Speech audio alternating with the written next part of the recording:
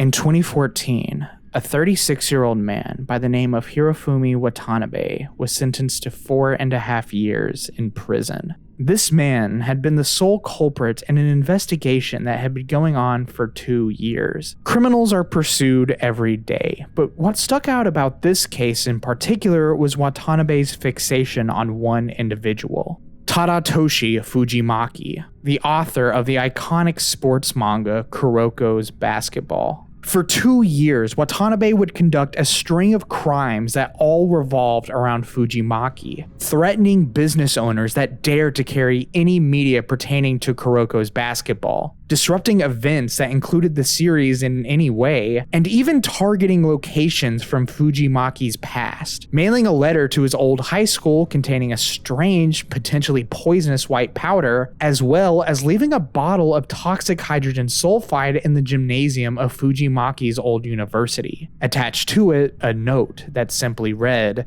"I hate Fujimaki."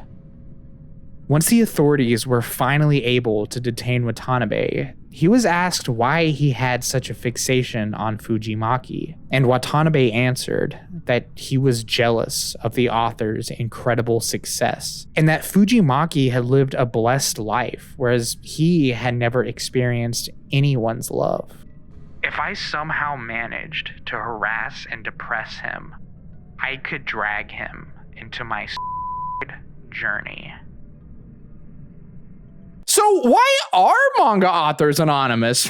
I can't really seem to put my finger on it. It's just, it's just such a conundrum. If you follow anime or manga, you've probably noticed a trend by now that many manga authors tend to be pretty adamant about hiding their face and maintaining at least some level of anonymity. I mean, even an author as huge as Eiichiro Oda, the creator of One Piece, will still usually hide his face when he's doing on-screen interviews. Heck, typically these authors won't even represent themselves with their own faces, instead opting to have their identities associated with these silly little self-made avatars, which, by the way, these are all really adorable, and I really need to do a video on these at some point. After seeing what happened to the author of Kuroko's Basketball, it becomes pretty evident why an author might be adamant about staying anonymous, for their own protection from unhinged individuals. In this, let's just say, interesting era of social media, manga authors are no strangers to online harassment. And there's many examples. Kohei Horikoshi, the author of My Hero Academia, once had fans reach out and warn him when a crazed social media user threatened to visit his house, even giving a specific date when they were planning to show up. Hajime Isayama, the creator of Attack on Titan, once had over 1,000 death threats sent to him on his personal blog in 2013. And mind you, this was way before the series' controversial ending. And speaking of controversial endings,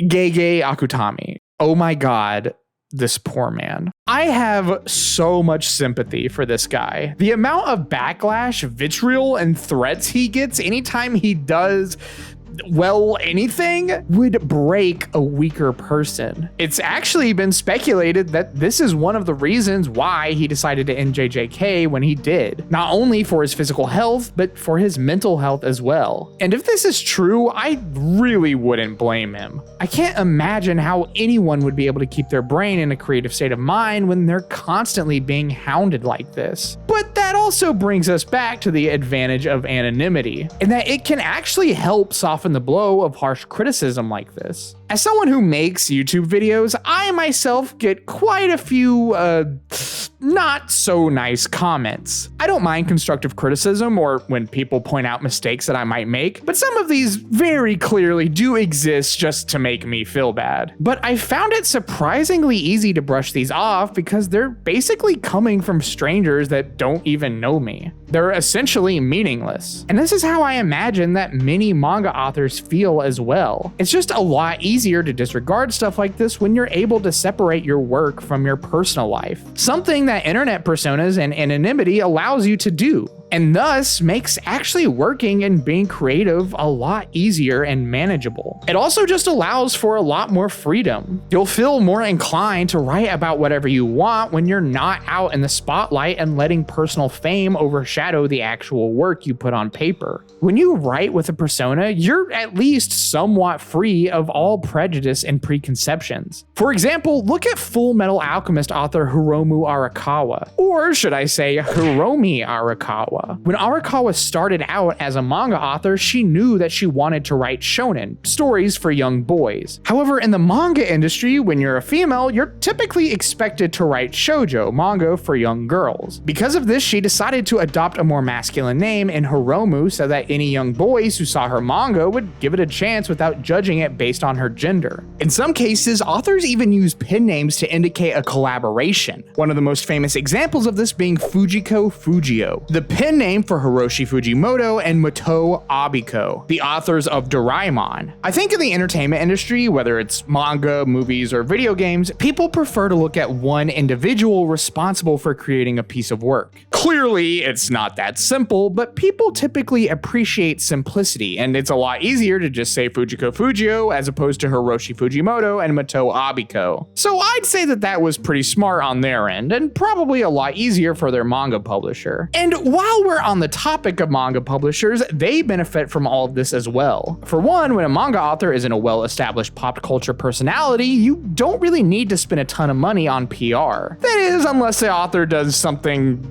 you know, really bad and destroys their reputation. But even then, issues like these are probably a lot easier to mitigate or even sweep under the rug if your author isn't in the public eye in a substantial way, for better or worse. But that's a topic for another day. You know, let's move on from that. All you need to know is that anonymity has its advantages, and it's entirely logical to approach making manga this way. However, that's not to say that there aren't exceptions. One of the best examples of this being Hirohiko Araki, the author of JoJo's Bizarre Adventure. He is no stranger to the camera, and honestly, I can't help but feel like he probably enjoys the attention to some degree. I mean, just look at the way he poses in so many of these photos, and he always has a suit or some nice clothes on. Pretty fitting that the author of one of the flashiest mangas of all time also knows how to look good on camera. Then of course you have Ken Akamatsu, the author of Love Hina, who, and I kid you not, is actually a politician and serves on the Japanese House of Counselors. I gotta say, that's a pretty big leap from writing harem manga. So yes, the degree to which a manga author seeks out their anonymity certainly varies, and while there are exceptions, it's still very common across the industry, for good reasons as we've seen. However, while there are many benefits, I also feel like a big reason for this is because of Japan's culture in general. Japan is a nation where privacy is seen with great value. A lot of people just want to go about their business without fuss or hassle, and this is probably how many of these manga authors feel as well. Of course, the ludicrous amounts of money they make probably mean that they have an at least somewhat higher standard of living than most, but that doesn't change that many of them are just regular people going about their days, trying to live their lives as well as they can without disruptions. I mean, how would you feel if anytime you went to the grocery store, someone recognized you? I can imagine that it would be a nightmare for anyone who has even a little bit of social anxiety. And that's not even taking into account that many of these authors have families, spouses, children, parents, you name it. Fame is something that can easily affect not only you, but all of those around you as well.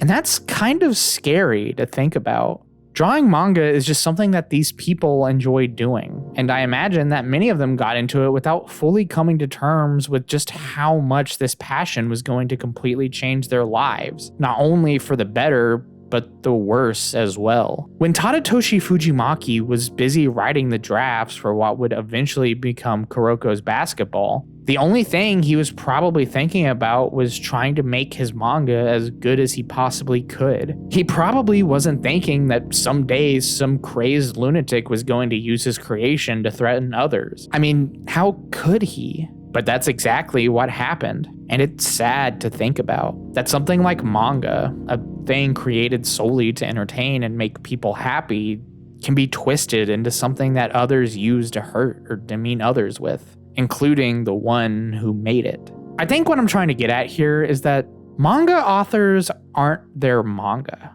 They're not deities. They're not unknowable creatures that are above everyone else. They're people. It's so easy to lose yourself in fame and the endless Ouroboros of negativity that the internet and society create. Some people really do just want to watch everything around them burn and collapse and drag you down with them into that inferno. And anonymity is something that these authors use to allow themselves to live a normal life with the ones that they hold the closest, free from pressure and free from fear.